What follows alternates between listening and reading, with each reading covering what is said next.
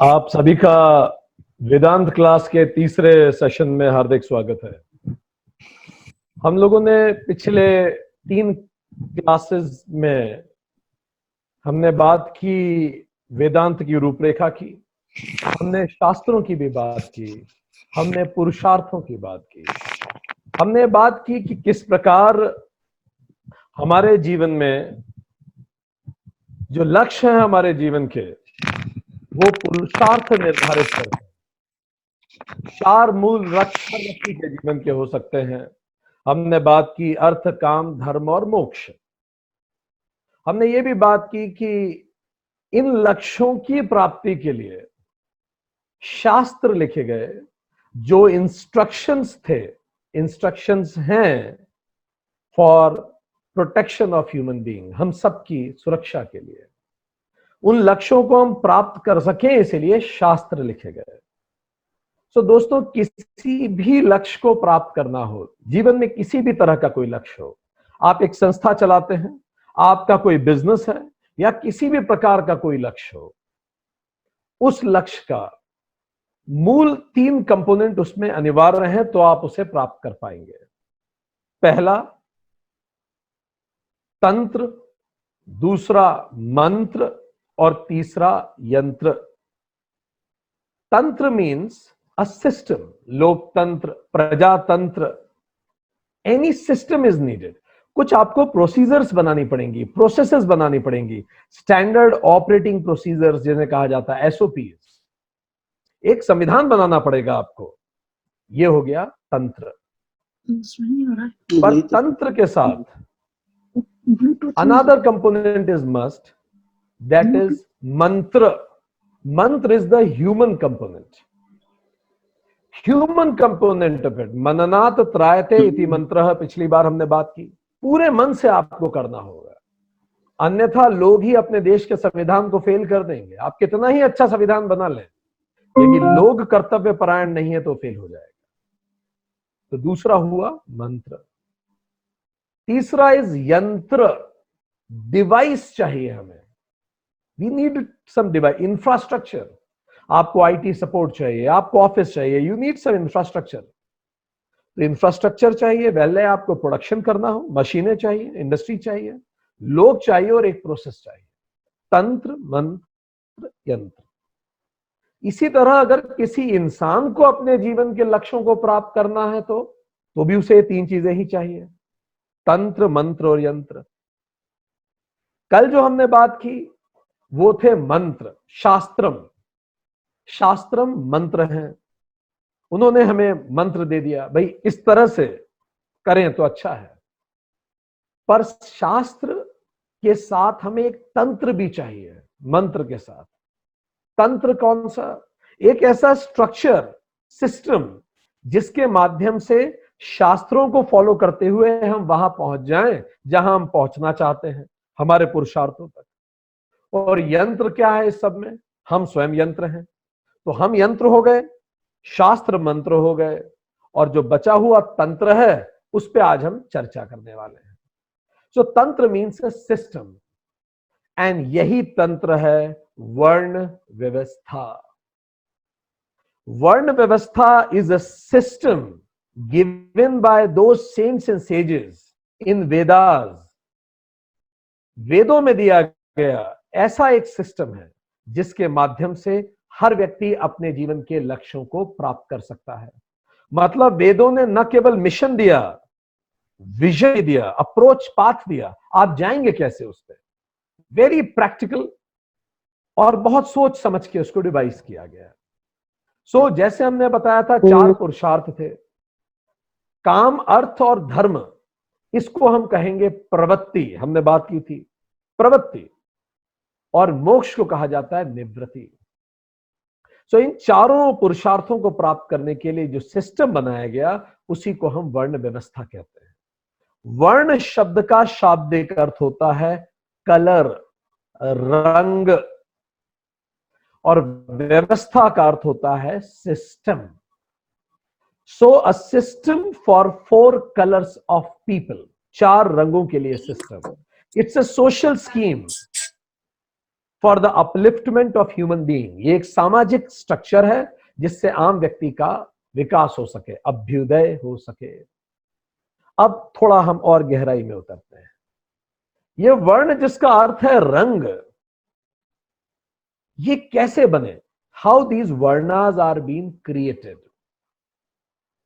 सो dear friends, जैसे हमने बात की प्रवृत्ति और निवृत्ति, दो वृत्तियां हैं। तो इस धरती पे जितने भी लोग हैं, हर व्यक्ति में, आज जितने लोग क्लास अटेंड कर रहे हैं, सबकी अलग अलग वृत्ति है। किसी को बहुत सोना पसंद है, किसी को सुबह जल्दी उठ जाना पसंद है, कोई लेजी है, कोई हाइपर एक्टिव है, किसी का मन करता है कि वो खूब पैसा कमाए, किसी का मन करता है कि वो शांति अर्जित करे, किसी का मन करता है उसका बहुत नाम होना चाहिए, किसी का मन करता है वो केवल परिवार के साथ समय बिताना चाहता है। तो ये जितने लोग आपको स्क्रीन पे दिख रहे हैं, हम सब अलग अलग वृत्ति के लोग हैं। तो वृत्ति को ही टेंडेंसीज कहते हैं, टेंडेंसीज, जिसके लिए संस्कृत का शब्द है वासना। वासना का अर्थ है गंध। तो चार गंध के, कुछ तीन गंध के लोग हैं इस धरती पर, तीन अलग अलग टेंडेंसीज के लोग हैं, तीन अलग अलग वासनाओं के लोग हैं, जिसके कारण तीन गुण बताए गए, वासना आधारित तीन गुण। पहला गुण सत्व गुण, दूसरा गुण रज गुण, और तीसरा तम गुण। सत्व का अर्थ होता है डिवोटेड, डेडिकेटेड, स्पिरिचुअल, काम, बैलेंस्ड, पीसफुल। इस तरह के जो लोग हैं, बड़ा शांति से रहना चाहते हैं, डेडिकेटेड लाइफ है, स्पिरिचुअल इंक्लिनेशन है, बड़ी बैलेंस्ड उनकी लाइफ है, उन्हें ज्यादा भागा दौड़ी नहीं चाहिए, जीवन में बिल्कुल शांति से अपना जीवन यापन करना चाहते हैं। दे आर कॉल्ड सात्विक। दूसरे टेंडेंसीज के भी लोग हैं, वो आर कॉल्ड राजसिक। राजसिक कौन है? जो हाइपर एक्टिव लोग हैं, डायनामिक हैं, पैशनेट हैं, क्रिएटिव हैं, दे आर चेंज एजेंट्स, वो बदलाव लाते हैं, they are hyperactive people. वो शांति से बैठने वालों में नहीं है, वो घर के बाहर निकलेंगे, अगर उन्हें कुछ बदलना होगा तो जाके बदलेंगे। वो केवल मंथन नहीं करेंगे, वो प्लान नहीं करेंगे, केवल वो एग्जीक्यूट कर देंगे। और तीसरे तरह के लोग हैं जिनको कहा गया तामसिक। तमस जिनमें है, dullness, laziness, they are passive, they are resistance to change. वो बदलना नहीं चाहते, जो हो रहा है वो बिल्कुल ठीक है, शांति से वो जीना चाहते हैं, वो विरोध करते हैं हर तरह के परिवर्तन का, डल है वो। सो अगर हम बहुत बोलचाल की भाषा में समझें, तो अगर किसी का विचार यह है पहले आप फिर मैं, पहले मुझे आपकी चिंता है फिर मेरी चिंता है, तो यह सात्विक व्यक्ति है। पहले मैं फिर आप, ये राजसिक व्यक्ति है। और केवल मैं, ये तामसिक व्यक्ति है। तामसिक व्यक्ति के बाद दिमाग में हमेशा यह विचार आता रहेगा, इसने मेरे लिए क्या किया, उसने मेरे लिए क्या किया, दुनिया ने मेरे लिए करना चाहिए। सो इस तरह से ये तीन अलग अलग गुणों के लोग हैं, या तीन गुण से ये पूरी सृष्टि बनी। अलग अलग टेंडेंसीज थी, टेंडेंसीज के आधार पे गुण बने, और इन्हीं तीनों गुणों को अलग अलग रंग बताए जाते हैं, जिसको ऑरा कहते हैं। अगर हम ऑरा देखने की क्षमता रखते हैं, ऑरा देख सकते हैं, तो सात्विक व्यक्ति पर के आसपास आपको सफेद रंग का ऑरा दिखेगा। जो ऑरा रीडिंग वाले लोग होते हैं वो जानते हैं इसको। यदि कोई राजसिक व्यक्ति है, उसके आसपास आपको लाल रंग का ऑरा दिखेगा, उनके शरीर के वाइब्रेशंस का कलर लाल होता है। अगर इसमें किसी को और रिसर्च करने की इच्छा है, तो क्रिलियन फोटोग्राफी पे थोड़ा रिसर्च करें, तो आपको इसके बारे में और जानकारी मिलेगी कि कैसे हमारी ऊर्जाओं को भी रंग में देखा जाता है, क्रिलियन फोटोग्राफी।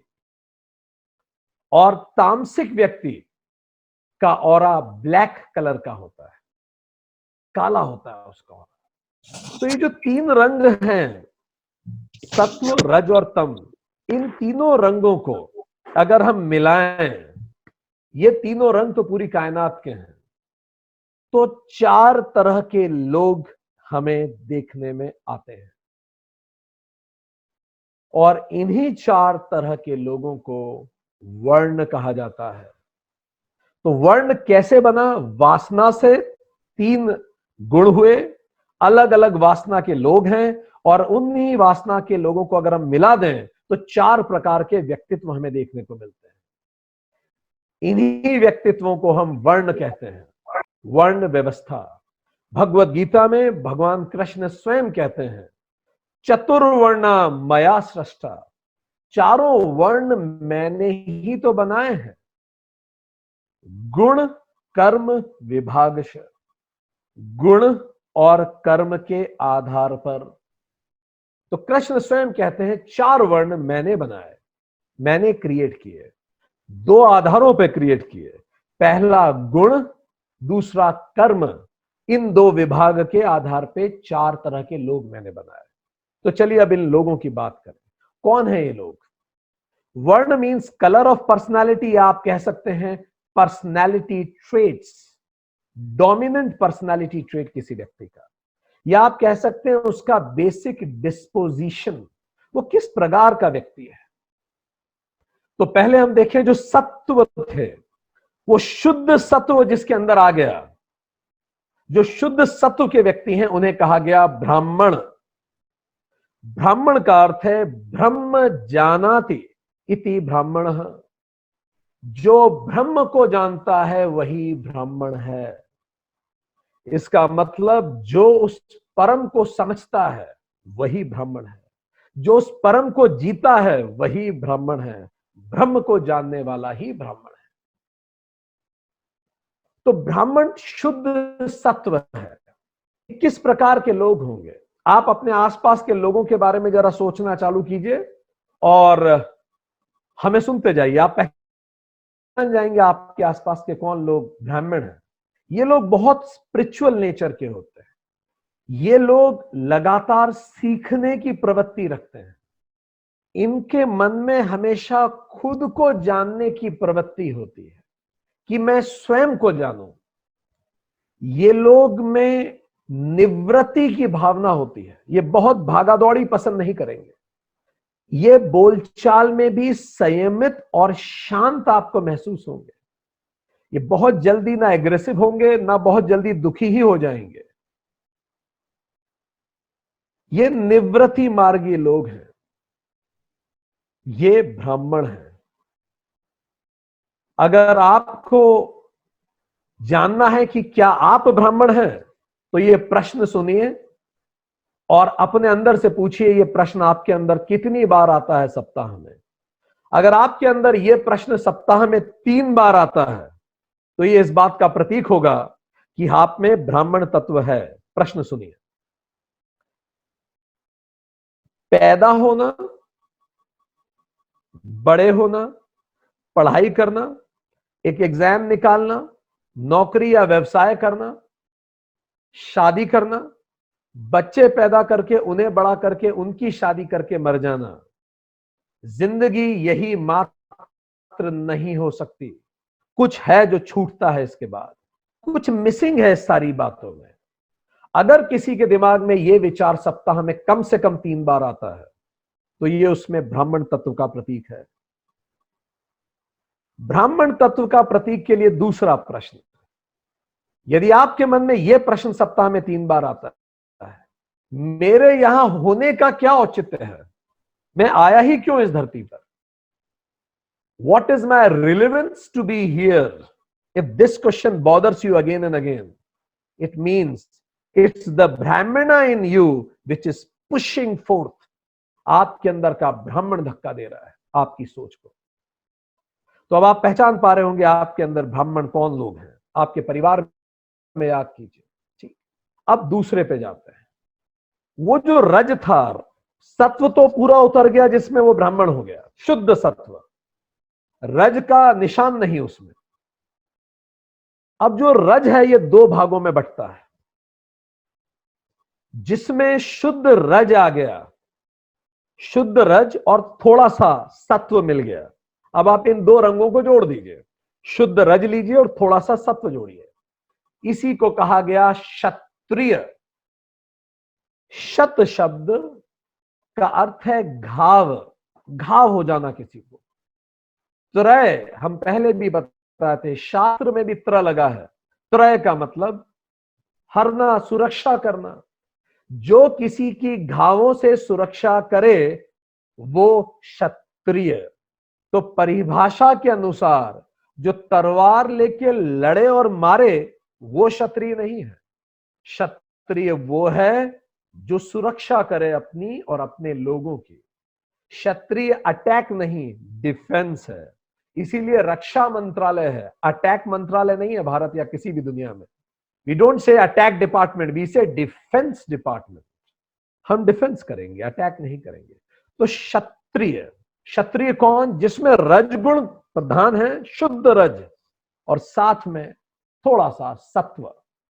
जब ये दोनों मिल जाते हैं तो ऐसा व्यक्ति पैशनेट होगा, फुल ऑफ एक्टिविटीज, आउटगोइंग होगा, प्लान्ड होगा, एनर्जेटिक होगा, हाईली मोटिवेटेड। ये ब्राह्मणों जैसा प्लानर नहीं होगा, ये एग्जीक्यूट करेगा जाके। ये घर में नहीं बैठेगा शाम, ये निकलेगा बाहर। रामकृष्ण परमहंस शुद्ध सत्व थे, तो दक्षिणेश्वर के एक मंदिर में बैठ जाते थे और दक्षिणेश्वर के मंदिर में बैठ के वो खूबसूरत प्रवचन देते थे। इस धरती में जिसको अपना कल्याण चाहिए उनके पास चला जाए, उनके दर्शन मात्र से, उनकी बात सुन के व्यक्ति का कल्याण हो जाता था। पर रामकृष्ण परमहंस स्वयं नहीं पूरी दुनिया भर में घूमेंगे। वो नहीं जाएंगे कभी अमेरिका, ना ही वो लंदन जाएंगे, ना उन्हें जाने की कोई इच्छा ही है। वो तो मंदिर से ही बाहर नहीं जाएंगे। शुद्ध सत्व। रज मतलब एक्टिविटी है, उनमें एक्टिविटी नहीं है। बड़ा शांत जीवन, मंदिर की मूर्ति के सामने बैठे रहेंगे। पर विवेकानंद शुद्ध रज प्लस सत्व का एक जबरदस्त खूबसूरत। विवेकानंद न केवल ज्ञान अर्जित करेंगे, वो अमेरिका जाएंगे, लंदन जाएंगे, पूरा यूरोप घूमेंगे और सारी दुनिया को जागृत करेंगे। वो रज उनके अंदर उनको पुश करता है। तो जैसे ही व्यक्ति क्षत्रिय हो जाता है वो एक्टिव हो जाता है, और जैसे ही वो ब्राह्मण हो जाता है वो अप्रोप्रिएटली ही एक्टिव होता है। सो क्षत्रिय। अब तीसरे पे हम आए। अब रज का ये दूसरा कंपोनेंट है। अब अशुद्ध रथ, पूरा रज नहीं, अशुद्ध रज प्लस साथ में आप तम जोड़ दीजिए। रज और तम अगर मिल जाए आपस में तो जो बनता है उसी को वैश्य कहते हैं। वैश्य का मतलब विशति उपभन्ते इति वैश्य। जो अर्न करता है और उसका उपभोग भी करता है वही वैश्य है। जो कमाता है और उसका उपभोग करता है वही वैश्य है। पर आप नोटिस करें तो वैश्य में भी रज है, जितना रज क्षत्रिय में है। इसलिए वैश्य भी चुप नहीं बैठेगा, बड़ा उद्यमी होगा, बाहर निकलेगा, मार्केट रिसर्च करेगा, डायनामिक होगा, क्रिएटिव होगा, एक्टिविटी होगी, प्लानिंग होगा, वो जूम पे सेशंस लेगा, अपनी टीम को मोटिवेट करेगा, एनर्जेटिक होगा। ये है उसमें रज। तो ये हो गया वैश्य। तो फिर वैश्य और क्षत्रिय में अंतर क्या हो गया? अंतर है क्षत्रिय में सतगुण जुड़ा है रज के पीछे, और वैश्य में तमगुण जुड़ा है रज के पीछे। इसलिए क्षत्रिय जब कार्य करेगा तो क्षत्रिय का कार्य का प्रयोजन दूसरों का हित होगा। Service before self.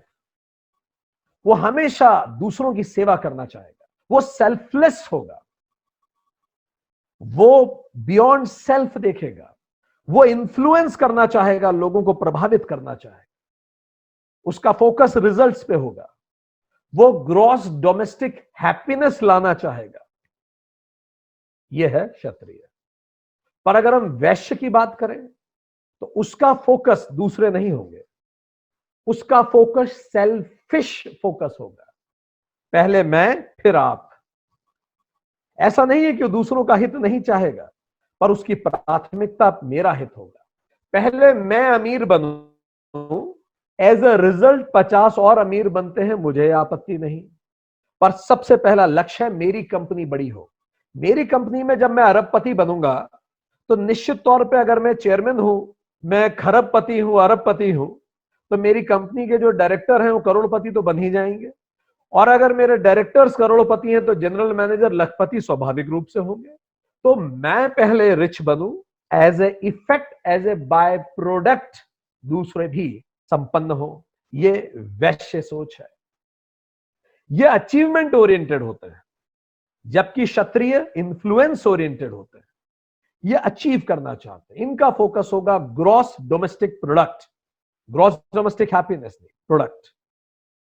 तो अब आपको पता लगाना है कि आप क्षत्रिय हैं कि वैश्य हैं। तो प्रश्न सुन लीजिए और खुद से पूछिए, अपने रिश्तेदारों के बारे में सोचिए, अपने दोस्तों के बारे में सोचिए, किस पे बात कितनी लागू होती है। प्रश्न सुनिए। आपके मन में सप्ताह में 3 बार यदि ये प्रश्न आता है तो आप एक क्षत्रिय हैं। 3 बार प्रश्न आता है, मैं अपने जीवन की सफलता इस आधार पर नहीं आकलन करता कि मैंने कितना नाम, शोहरत या रुतबा कमाया। मैं इस आधार पर अपनी सफलता निर्धारित करता हूं कि मैंने कितने अजनबियों की सेवा की। मैं अपने जीवन की सफलता इस आधार पर नहीं निर्धारित करता कि मैंने क्या कमाया या कितना नाम किया। मैं इस आधार पर सफलता निर्धारित करता हूं कि मैंने कितने अजनबियों की सेवा की। ये बार बार आपके दिमाग में आता है तो आप क्षत्रिय हैं। क्षत्रिय का लिए जीवन का अर्थ ही सेवा है, सर्विस बिफोर सेल्फ। तो ये क्षत्रिय है।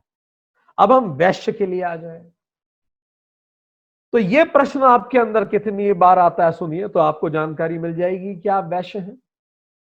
हम में से कितने लोग गूगल पे अक्सर ये ढूंढते हुए पाए जाते हैं, 10 places to see before I die, 10 things to do before I die, 10 adventures to attempt before I die। या फिर कितने लोगों के मन में यह बात आती है, यार जहां हम काम करते हैं वहां हमारा नाम होना चाहिए, रिकॉग्निशन होनी चाहिए और अप्रिशिएशन होनी चाहिए। यदि हमारे मन में बार बार ये विचार आता है मुझे recognition, appreciation and name fame मिले, पैसा मिले, तो ये वैश्य प्रवृत्ति है। अब अगले पे जाएं। वो जो तम है, अगर वो तम सीधे उतर जाए तो उसी को कहते हैं शूद्र। शोचति इति शूद्रः। शोचति मतलब पवित्र, जो पवित्र करने का कार्य करे, जो हर जगह उपलब्ध हो और चीजों को एग्जीक्यूट करे, वही शूद्र है। तो शूद्र शब्द का अर्थ है जो पवित्र करे, साफ कर सके चीजों को।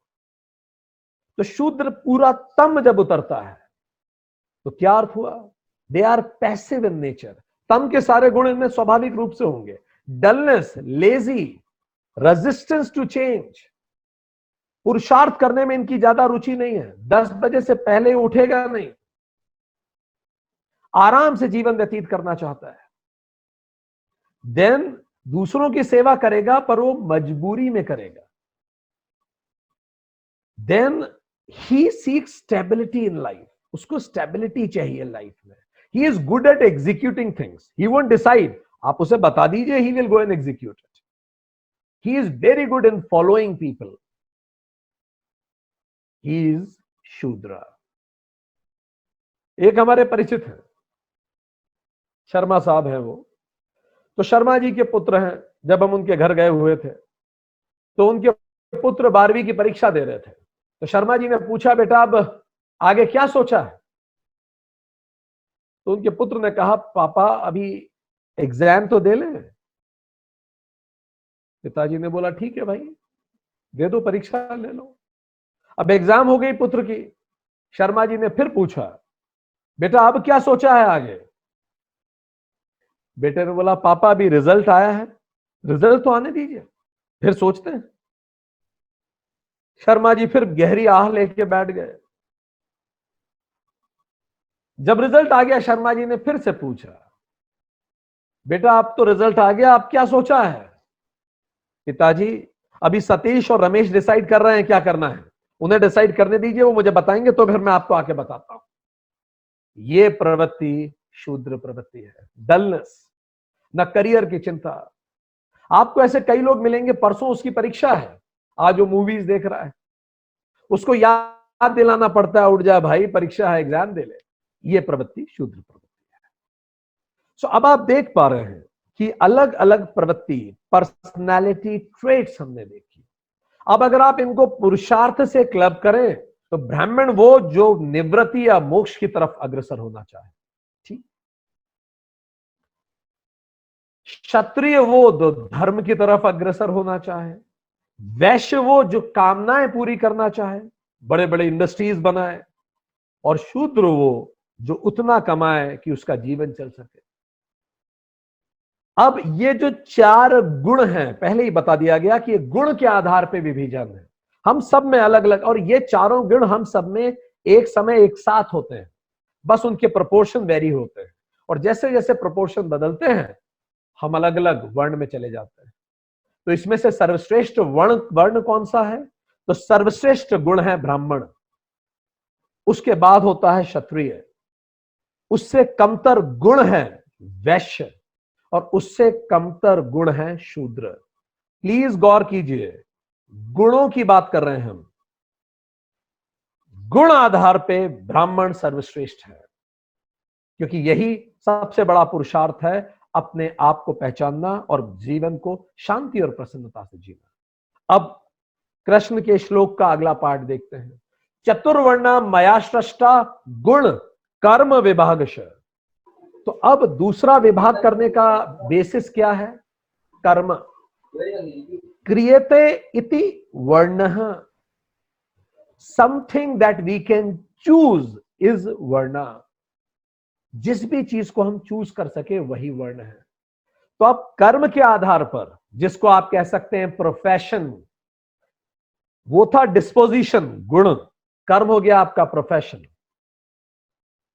कर्म हो गया आपका, आप कह सकते हैं जॉब डिस्क्रिप्शन, और गुण हो गया जॉब स्पेसिफिकेशन। सो कर्म के आधार पे भी चार प्रकार के कर्म हैं। तो पहले हो गए कर्म ब्राह्मण, कर्म क्षत्रिय, कर्म वैश्य और कर्म शूद्र। तो चार तरह के प्रोफेशन है बेसिकली। कर्म ब्राह्मण प्रोफेशन क्या हो गया? कर्म ब्राह्मण कौन हो गए? जो स्क्रिप्चर्स में इंटरेस्टेड हैं, शास्त्र पढ़ते हैं या शास्त्र लिखते हैं, वो लेखक हो सकते हैं, टीचर्स हो सकते हैं, रिसर्च में हो सकते हैं, डीआरडीओ में काम कर सकते हैं, इसरो में काम करेंगे, नासा में काम करेंगे, कुछ नया खोज करेंगे, ट्रेनिंग एंड डेवलपमेंट में होंगे, रिसर्च एंड डेवलपमेंट में होंगे, डेटा माइनिंग में होंगे, because they want to see the bigger picture, चल क्या रहा है, डेटा माइनिंग, प्लानर्स होंगे वो। These are called Brahmin profession. तो ये कर्म ब्राह्मण हो गए। दूसरे कर्म क्षत्रिय, तो हर वो कर्म जो दूसरों के हित के लिए बना है, जैसे डॉक्टर, जैसे अगर आप एक टीचर हैं और आपका मूल लक्ष्य यह है कि आप सारी दुनिया का कल्याण करें, तो आप क्षत्रिय हैं। फौज, पुलिस, एडमिनिस्ट्रेशन, सिविल सर्विसेज, हर वो व्यक्ति जो किसी दूसरे के कल्याण में लगा हुआ, एनजीओ, कैलाश सत्यार्थी जी, राजनेता, जितने भी बड़े पॉलिटिशियंस हैं, बड़ा कठिन जीवन जी के आए होते हैं, क्षत्रिय। अब हम आए कर्म वैश्य, commerce, trade, business, commodity, all those businesses जहां मनी से मनी बनाई जाती है, capital incentive businesses, labour incentive businesses, they are called कर्म वैश्य। अब आए कर्म शूद्र, अनस्किल्ड। अब आप देख ही रहे हैं, जिस व्यक्ति की बेसिक टेंडेंसी ही सिंसियरिटी नहीं है, तो स्किल्ड हो ही नहीं पाएगा ना। अनस्किल्ड या सेमी स्किल्ड, रूटीन का जो काम करे, रिपीटेटिव वर्क, एग्जीक्यूशन जो करे, केवल फॉलो करे, ये सब कौन है? ये सब कर्म शूद्र है।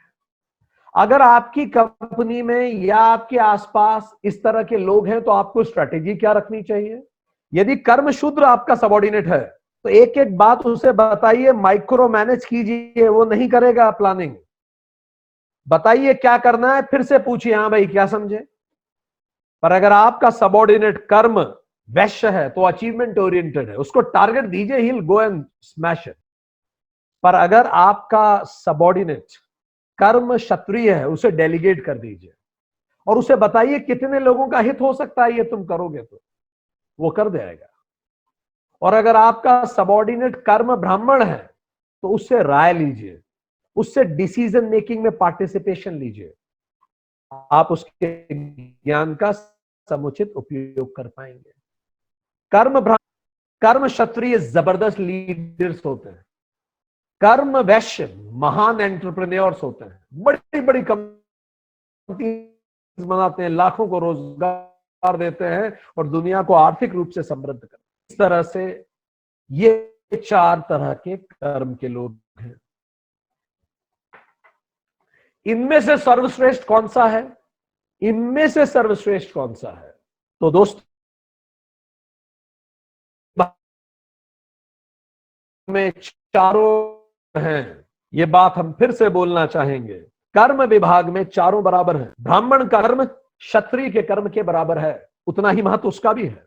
क्षत्रिय का कर्म वैश्य के कर्म के बराबर है और वैश्य का कर्म शूद्र के कर्म का बराबर है। चारों वर्क आर इक्वली रेस्पेक्टेड। पर जहां गुण की बात थी तो ब्राह्मण गुण श्रेष्ठ था, पर जहां कर्म की बात है चारों कर्म बराबर है। समाज को एक स्ट्रक्चर के रूप में देखा गया और ये चार उसी स्ट्रक्चर के डिपार्टमेंट्स हैं। चारों डिपार्टमेंट का एक साथ काम करना जरूरी है, नहीं तो सामाजिक ढांचा गिर जाएगा।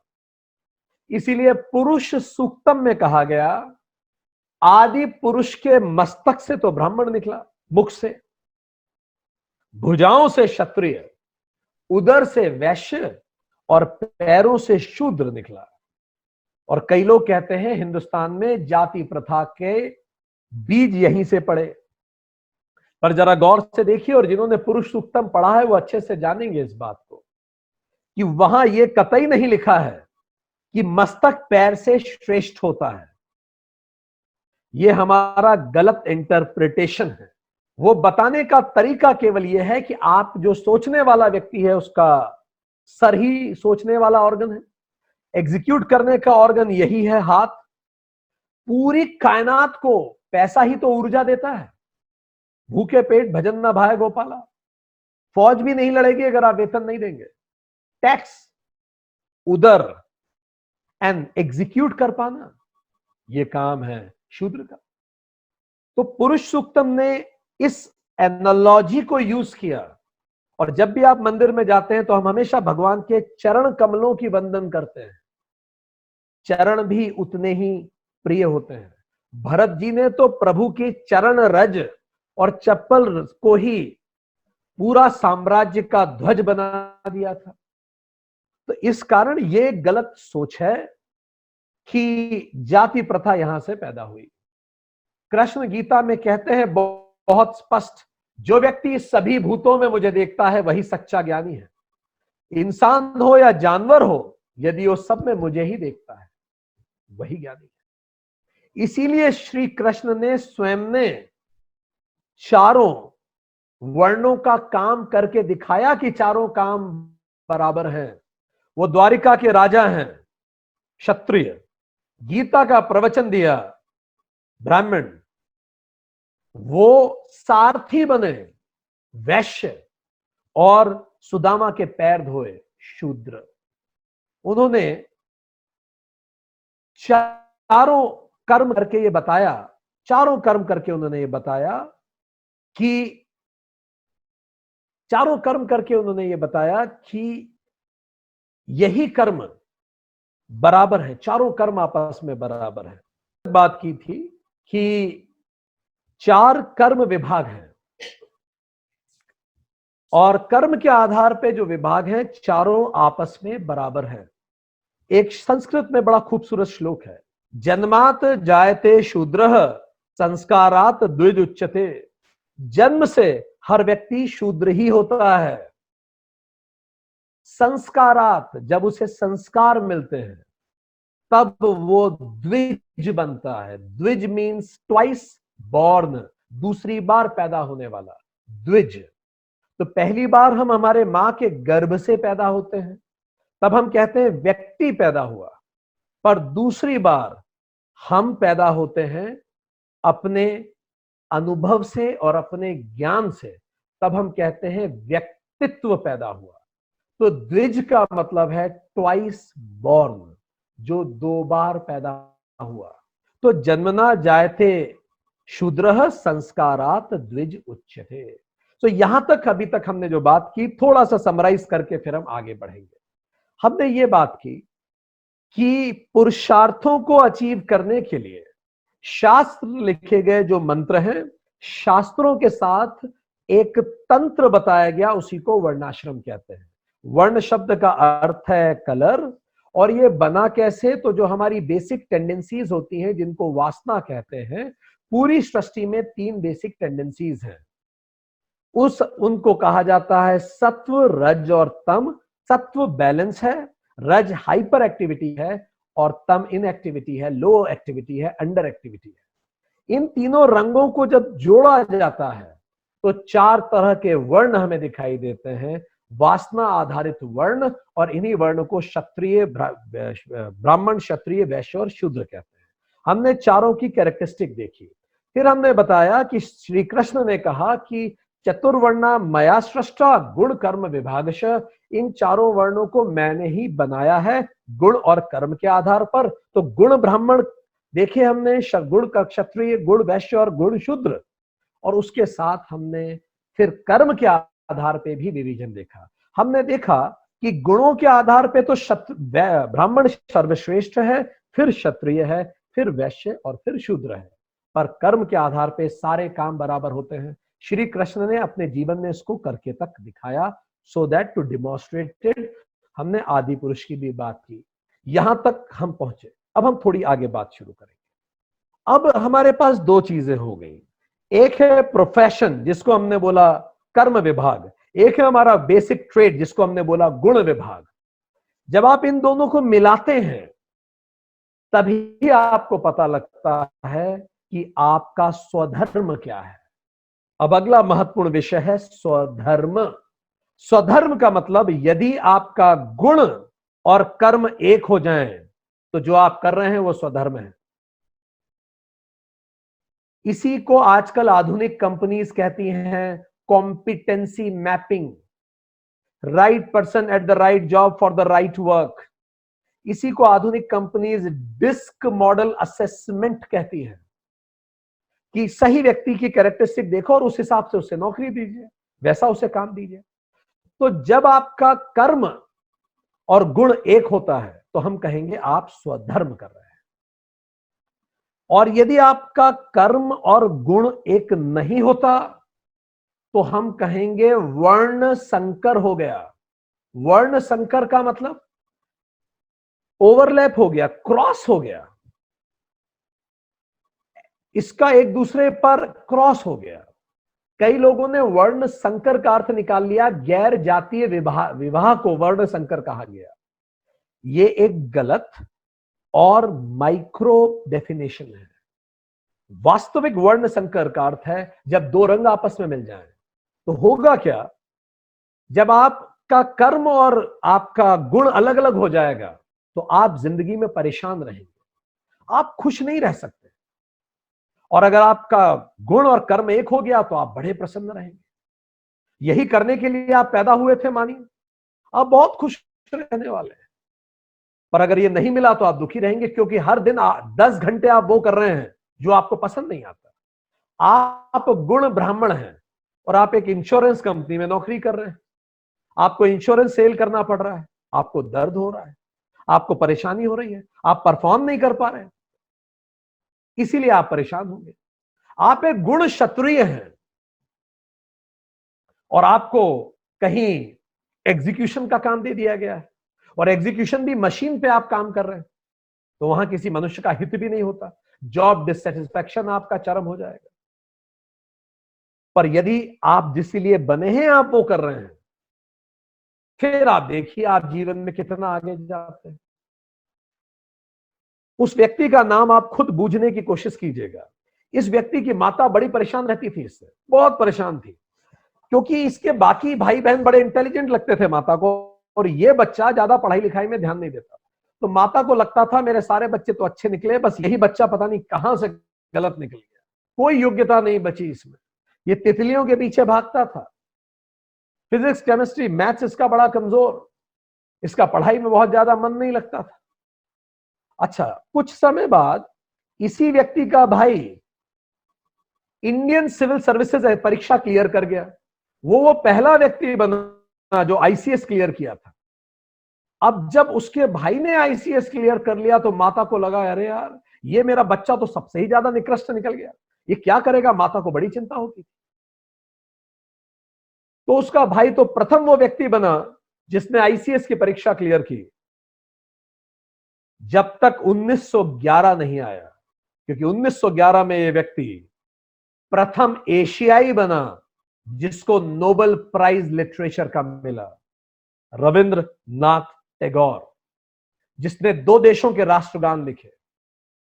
अब हो यह रहा था कि वो पैदा नहीं हुए थे मैथ्स पढ़ने के लिए, he was born for something else, पर सारा परिवार चाहता था इन सब विषयों में अच्छा हो जाए।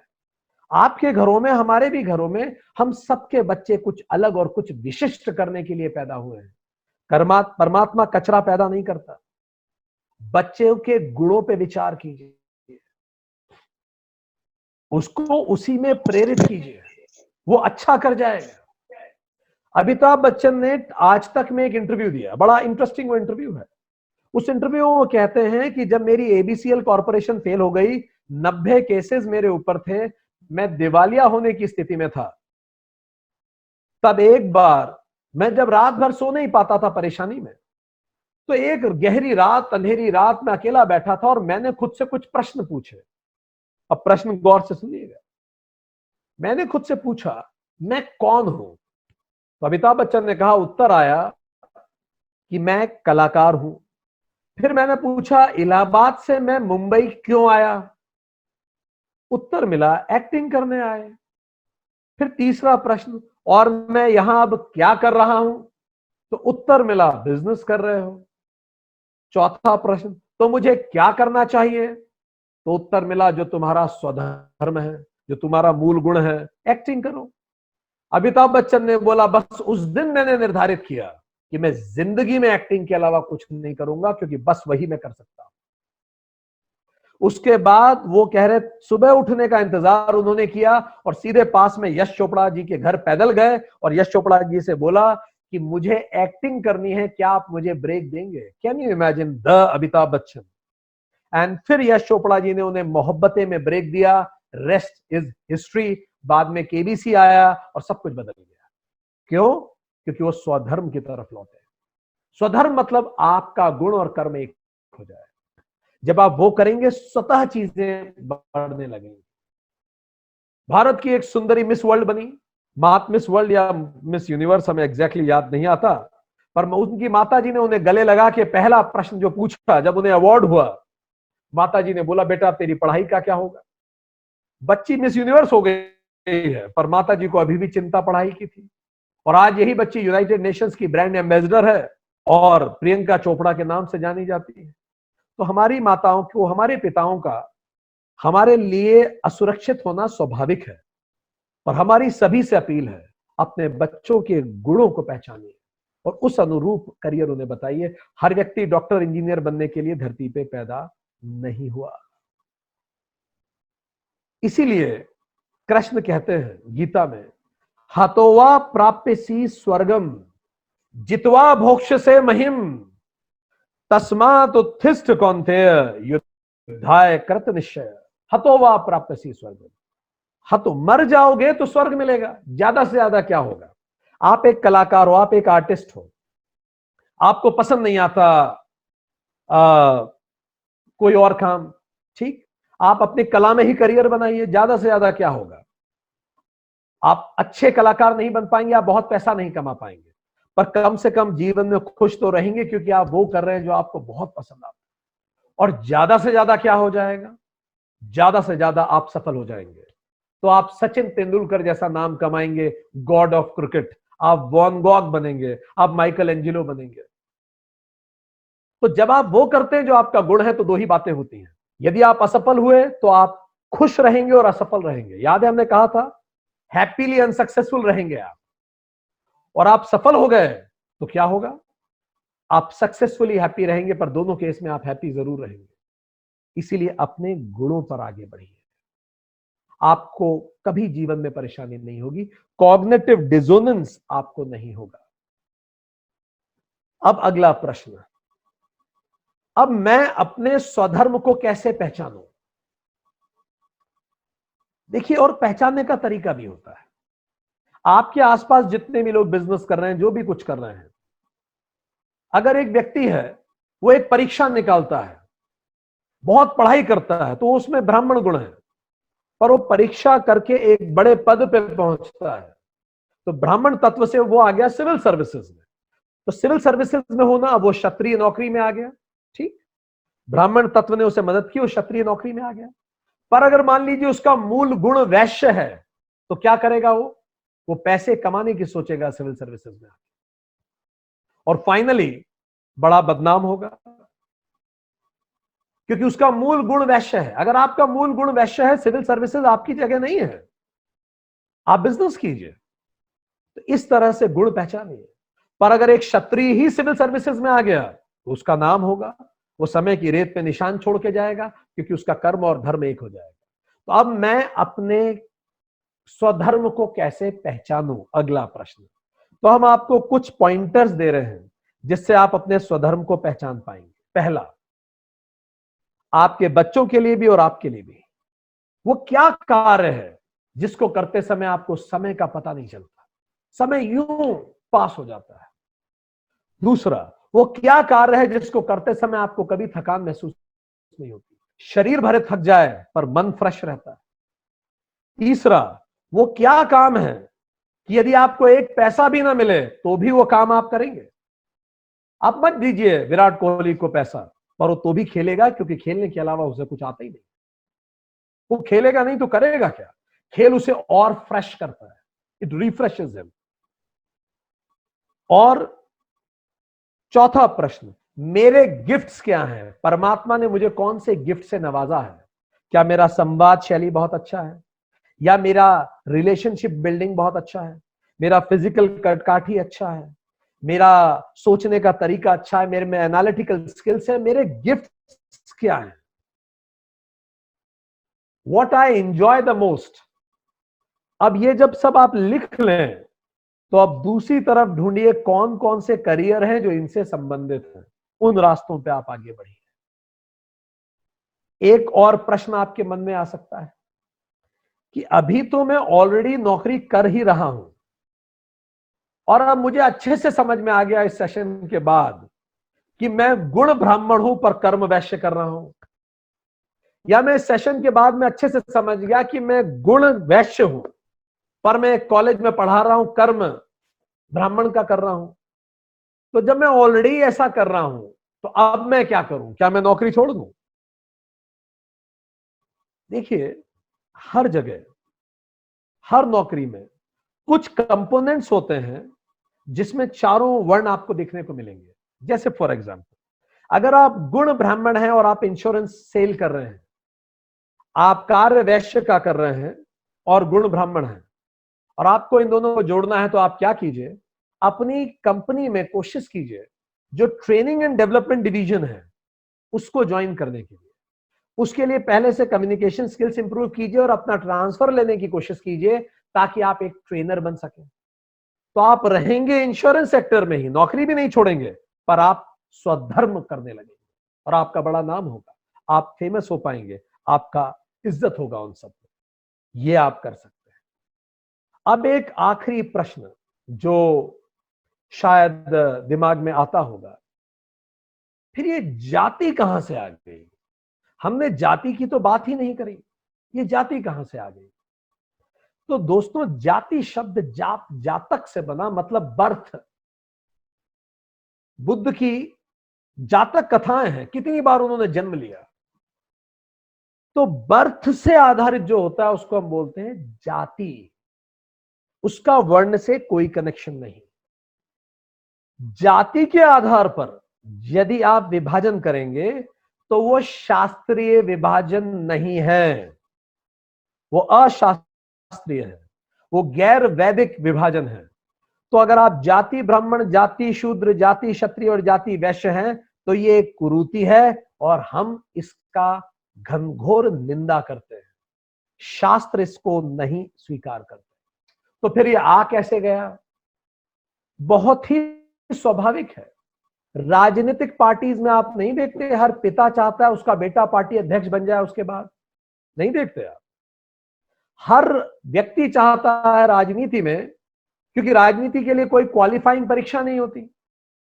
अगर कोई क्वालिफाइंग परीक्षा नहीं होती तो पिता अपने बेटे को अपनी पोजीशन दे सकता है, जैसे सिविल सर्विसेज में क्वालिफाइंग परीक्षा होती है। तो जैसे हर पिता चाहता है बेटा योग्य बने, और अगर बेटा योग्य ना भी बने तो चलिए मैं उसके लिए कुछ कर दूं। तो कालांतर में यह होना चालू हुआ, जो लोग मजबूत थे उन्होंने अपने पद का दुरुपयोग किया और वर्ण व्यवस्था को जाति व्यवस्था बना दिया, उसको कास्ट सिस्टम बना दिया, और इस कारण यह कुरीति बन गई। फिर कास्ट सिस्टम में इंटरकास्ट मैरिजेस और उन सब पे भी बवाल शुरू हुआ, और इस कास्ट सिस्टम ने हिंदुस्तान को तोड़ के रख दिया। जब महात्मा गांधी साउथ अफ्रीका से हिंदुस्तान लौट के आए तो खुद इस बात को देख के दंग थे कि हिंदुस्तान आजाद क्यों नहीं हो पा रहा है।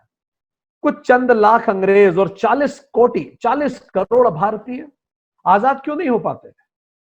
तो गांधी का सोशल एनालिसिस क्या था कि भारत में जितने लोग हैं 40 करोड़, हम मोटा मोटा बताएं सोशल उनका एनालिसिस, 40 करोड़ में से अगर आप आधे कर दो तो 20 करोड़ पुरुष हैं, 20 करोड़ स्त्री हैं।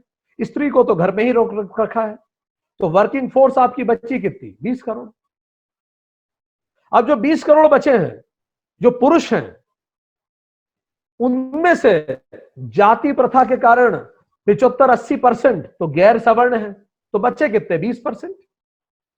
तो आप 20 लाख का भी 20% ले लीजिए, कितना बचता है? ये 20 करोड़ का भी 20% ले लीजिए, कितना बचता है? 4 करोड़। अब 4 करोड़ लोग मात्र सवर्ण और वो थे, क्योंकि सवर्ण और बाकी वर्ण एक दूसरे के साथ तो होंगे ही नहीं, क्योंकि इतनी कुरीतियां हमने फैला दी हैं। तो अब लड़ने के लिए बचे 4 करोड़ लोग। अब इन 4 करोड़ को भी 3 पार्ट में डिवाइड कीजिए, बच्चे, बुजुर्ग और युवा। बच्चे और बुजुर्ग तो आंदोलन में बहुत ताकत से नहीं भिड़ सकते, तो बचे युवा, 30% युवा बचे। अब इस 4 करोड़ का भी आप 30% कर लीजिए, 1/3 बचा कितना? 1.5 करोड़, 1.25 करोड़। अब ये जो 1.5 करोड़ है, इसमें से पढ़े लिखे कितने थे? आज ही आप देख लीजिए भारत में ग्रेजुएट लोग कितने हैं? 10% से ज्यादा नहीं होंगे जिनको आप एजुकेटेड कहेंगे। साक्षर बहुत हो सकते हैं जो नाम लिखना जानते हैं, पर शिक्षित बहुत कम होंगे। आज ही 10%, 15% होंगे शायद। उस जमाने में आज से 100 साल पहले 1% होगा। पढ़ा लिखा व्यक्ति ही जानता था कि अंग्रेज किस तरह से शोषण कर रहे हैं।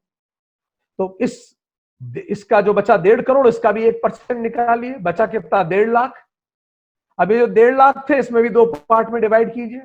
जो पढ़े लिखे थे, इसमें से कुछ सरकारी नौकरी कर रहे थे, बाकी सब कांग्रेस के सदस्य थे और आंदोलन कर रहे थे। ये कहानी है। सो जाति प्रथा ने हिंदुस्तान को तोड़ दिया। इसीलिए गांधी जी ने हरिजन कहा। हमारे शास्त्रों में बार बार ऐसे इंसिडेंसेस आते हैं कि योग्यता सबसे महत्वपूर्ण है, और जब जब योग्यता की हानि होगी, पतन होगा। आप देखिए पूरे भरतवंश में भरत राजा से लेकर शांतनु तक लगातार योग्यतम को राजा बनाया गया, पर शांतनु चूंकि सत्यवती को पसंद करने लगे तो भीष्म जो सबसे योग्य संतान थे, उन्होंने वचन ले लिया कि मैं राजा नहीं बनूंगा। तो मतलब द प्रिंसिपल ऑफ मेरिट को हटा दिया गया, गुण को नकार दिया गया, और जब गुण को नकार दिया गया तो आप देखिए कैसा पतन हुआ। अगर भीष्म राजा होते तो महाभारत होती ही नहीं कभी। आगे आप देखिए, पूरे 18 पुराण और 18 उपपुराण, इसके अतिरिक्त भी हमारे वेद संकलित किसने किए? वेद व्यास ने। वेद व्यास का मूल नाम क्या था? वो व्यक्ति जिसने वेद संकलित किए चारों, वो व्यक्ति जिसने सारे पुराण लिखे, जो व्यक्ति जिसने ब्रह्मसूत्र लिखा, वो व्यक्ति जिसने रामायण लिखी, वो व्यक्ति जिसने महाभारत लिखी। आप कल्पना कर सकते हैं उस बुद्धिमत्ता का व्यक्ति, उसका असली नाम क्या था? उनका असली नाम था कृष्ण द्वीपायन। और उनकी माता कौन थी? मत्स्य कन्या। एक मछली, एक मछुआरन का बेटे हिंदुस्तान की संस्कृति के महानतम ऋषि हैं। हिंदुस्तान की धरती ने उससे महान ऋषि पैदा नहीं किया। और जो किसके बेटे थे? एक मछुआरे के बेटे थे, मछुआरन के। हमारे देश का पहला साम्राज्य मौर्य वंश, क्षत्रिय नहीं थे मौर्य। ऐसे कितने ही इंसिडेंसेस हैं जहां इस बात को बहुत अच्छे से शास्त्रों ने बताया। शबरी के हाथों से जब राम बेर खाते हैं, केवट को गले लगाते हैं, गुहाराज को गले लगाते हैं, या फिर प्रहलाद जो राक्षस का बेटा था, वो जन्म राक्षस था पर गुण ब्राह्मण हुआ, या फिर हम कहें रावण जो जन्म ब्राह्मण था पर गुण से राक्षस बन गया, या फिर आप लें परशुराम जो जन्म ब्राह्मण थे पर कर्म से क्षत्रिय हो गए, या फिर आप नाम लें विश्वामित्र का जो कर्म से, जो जन्म से क्षत्रिय थे पर कर्म से वो ब्राह्मण हो गए। तो लगातार आप चारों तरफ देखेंगे कि हमारे शास्त्रों ने अलग अलग तरह इस बातों को उठाया है। तो हमने ओवरऑल क्या बातें की, जरा हम जनरली समराइज कर लें। पुरुषार्थ के अचीव करने के लिए, चारों पुरुषार्थ के लिए शास्त्र लिखे गए, जो मंत्र हैं, तंत्र है, वर्ण व्यवस्था, वर्ण शब्द का अर्थ है रंग है, ये बनी है वासना से। वासना के आधार पे त्रिगुणमय पूरी प्रकृति है, सत्व रज और तम। सत्व रज और तम के रंगों को अगर आप जोड़ लें तो 4 तरह के वर्ण आते हैं। और कृष्ण कहते हैं चतुर्वर्णा मया सृष्टा गुण कर्म विभागश, मैंने ही चारों वर्ण सृजित किए गुण और कर्म के आधार पर। और इसी तरह से ब्राह्मण, गुण कर्म, गुण क्षत्रिय, गुण वैश्य और गुण शूद्र हुए। इन्हीं को आप कहेंगे मैन स्पेसिफिकेशन, पर्सनालिटी ट्रेट्स या डिस्पोजिशन। फिर हम देखें कर्म विभाग, तो उसमें अच्छा गुण में हमने देखा ब्राह्मण सर्वश्रेष्ठ है, फिर क्षत्रिय है, फिर वैश्य है, फिर शूद्र है। पर कर्म विभाग में चारों बराबर हैं। ब्राह्मण के कर्म हमने देखे, कर्म ब्राह्मण, कर्म क्षत्रिय, कर्म वैश्य और कर्म शूद्र। हमने ये भी जाना जन्मता जायते शूद्रः संस्कारात द्विज उच्यते, सभी जन्म से शूद्र होते हैं पर संस्कारों से वो बेहतर बनते हैं। इसी तरह से हमने देखा पुरुषोत्तम की कि चारों वर्ण आपस में बराबर हैं और चारों कर्म भी बराबर हैं। जब गुण और कर्म एक हो जाते हैं तो हम बोलते हैं आप अपने स्वधर्म का पालन कर रहे हैं। पर जब दो गुण और कर्म एक नहीं होते तो वर्ण संकर होता है, आपको तनाव होता है, आप परेशान होते हैं, कॉग्निटिव डिसोनेंस होता है। इसीलिए हमें स्वधर्म का पालन करने के लिए कृष्ण कहते हैं हतोवा प्राप्यसि स्वर्गम जित्वा भोक्ष्यसे महिम तस्मात् उत्तिष्ठ कौन्तेय युद्धाय कृत निश्चय। कैसे पता लगाऊं मेरा स्वधर्म क्या है? जिस काम में मुझे आनंद आता है, मुझे समय का पता नहीं पड़ता, बिना पैसे के भी मैं वो काम करूंगा, जो मेरे गिफ्ट्स के अनुकूल है और जिसमें मुझे बहुत मजा आता है, इन क्षेत्रों में जब मैं करियर ढूंढता हूं तो स्वधर्म है। मैं ऑलरेडी कहीं नौकरी कर रहा हूं, अब स्वधर्म कैसे ढूंढूं? हर कंपनी में देखिए ब्राह्मण योग्य कर्म क्या है, क्षत्रिय शूद्र या वैश्य योग्य कर्म क्या है, आप उनको करना शुरू कीजिए। अब जाति कहां से आ गई? तो जाति एक कुरीति है, लोगों ने अपने निजी स्वार्थों के लिए इसको प्रेरित किया और इसी से हमारा समाज टूटा। हमने बहुत सारे उदाहरण देखे हमारे शास्त्रों पुराणों से जहां जाति प्रथा को रद्द किया गया। Thank you very much. आज इतना ही।